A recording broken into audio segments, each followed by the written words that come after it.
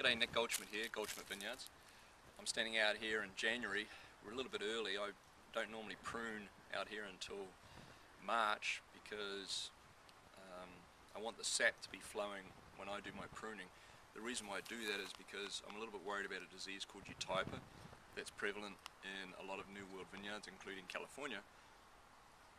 But one of the things that I do to offset that as well, not only pruning late, but I also cane prune. When I cane prune, I do much smaller cuts.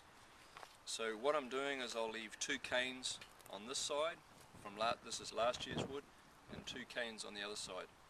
If I was spur pruning, I'd be taking this old wood, and you can imagine there'd be 2 spurs, or a 2-bud spur, a 2-bud spur, a 2-bud spur, but that's not what we do with cane pruning.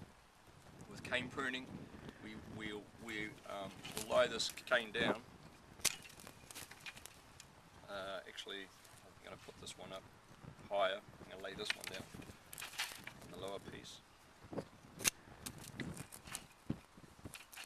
So you can imagine as I lay this down, and also if I prune later when the sap's running, it's going to be, the canes are more easy to run, but each bud will create a shoot, and that's where we'll get the fruit for next year. So I've got to continue pruning here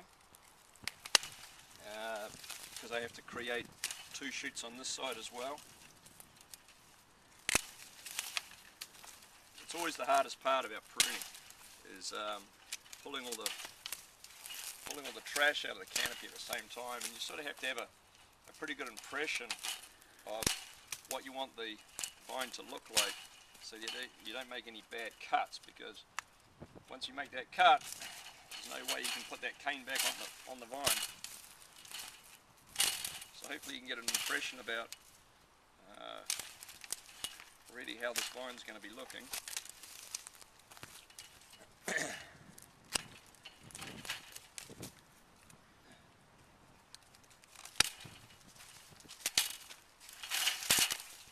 And we'll tie these down later, so what I'm going to do is I will leave 3 canes out here that will lay down, and in case one breaks when they do the tie down, I'll leave 3 to 4 and they'll finish those off later. But this is an example of a cane prune vineyard.